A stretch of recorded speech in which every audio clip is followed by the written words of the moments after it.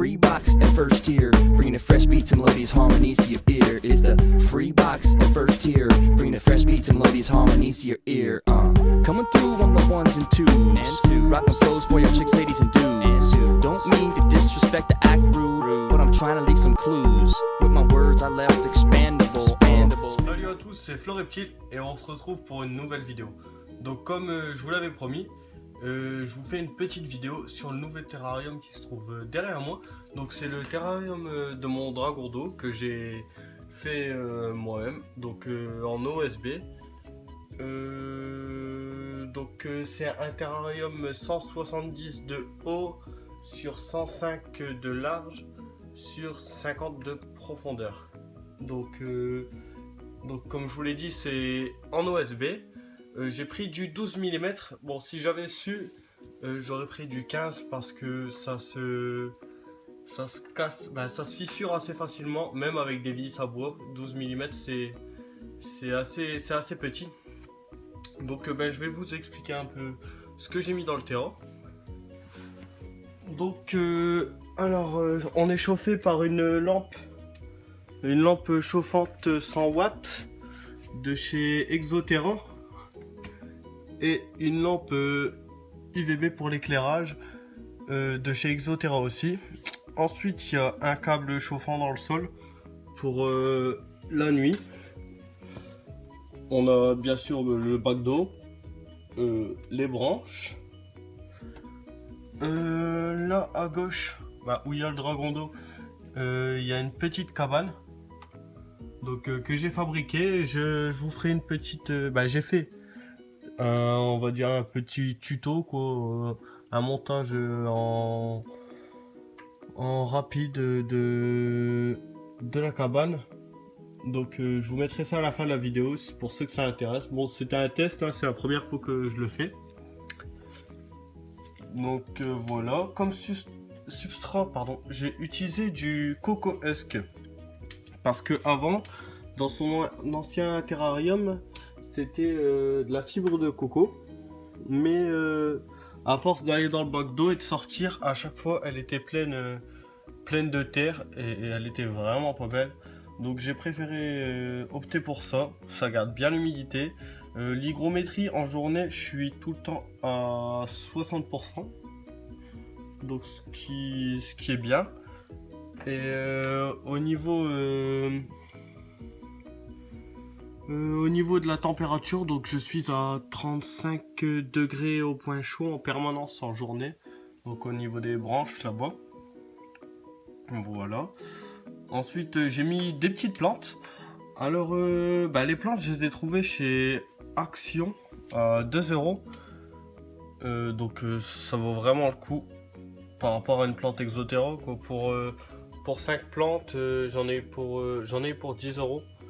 Donc ça vaut vraiment le coup. 10 €, c'est une plante Exoterra.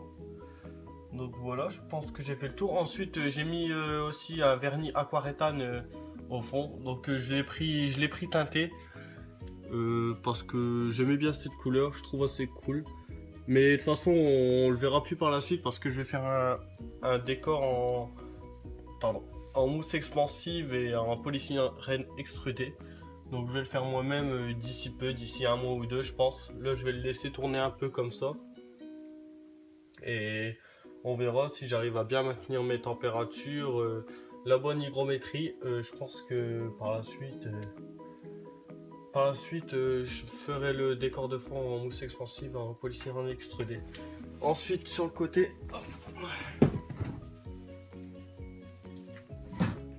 donc on a deux aérations hautes et dans le bas on a deux aérations basses. Donc là je pense pas qu'on les verra. Bref, bon, il y a deux hautes et deux basses. Ensuite j'ai un thermomètre hygromètre Reptec.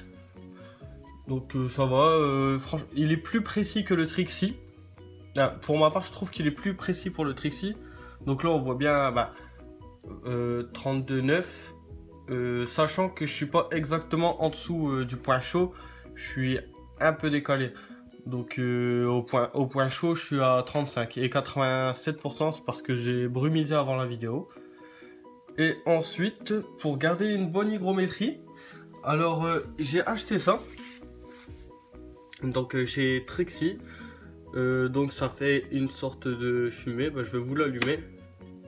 Donc c'est relié directement dans le terrarium. Bon, je sais que le câble il est pas très esthétique, mais c'est tout ce que j'avais sous la main. Si je le branche pas, il risque pas de fonctionner.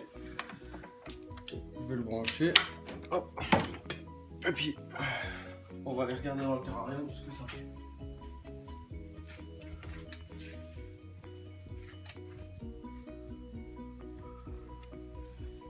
Donc voilà, après si je le laisse tourner peut-être une 5-10 minutes, tout le bas du terrain est complètement enfumé. Donc l'hygrométrie elle est dans le bas, elle remonte vers le haut, donc vraiment je garde une bonne hygrométrie avec ça. Donc ce qui est vraiment pas mal. Donc voilà. Je vais vous sortir Tida.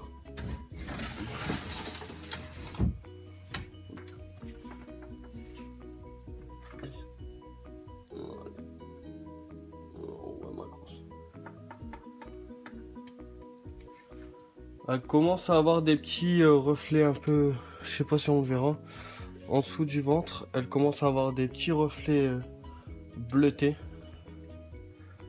Elle est vraiment belle ma mère. J'ai eu quelques problèmes avec son ancien terrarium. Donc elle a attrapé quelques cloques. J'ai été voir un vétérinaire. Et bon, apparemment le problème est réglé. D'ici 2-3 mues, normalement on devrait plus voir les cloques. Je sais pas si on les verra, mais au niveau du cou, voilà, la cloque elle a séché. Et normalement ça devrait se remettre correctement. On va la laisser tranquille. Voilà. Donc voilà, c'est tout. J'ai quelques vidéos et photos du montage du terrarium. Donc je vais vous les mettre à la suite. Le montage de la cachette aussi. Et voilà, j'espère que vous avez aimé cette vidéo. Je vais construire un autre terrarium en OSB avec mon pote. Donc on vous fera une vidéo.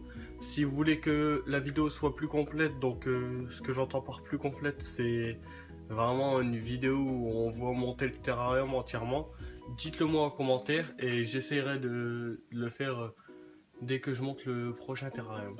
Donc n'hésitez pas à partager, à vous abonner, à aimer, à liker et merci de me suivre. Ciao.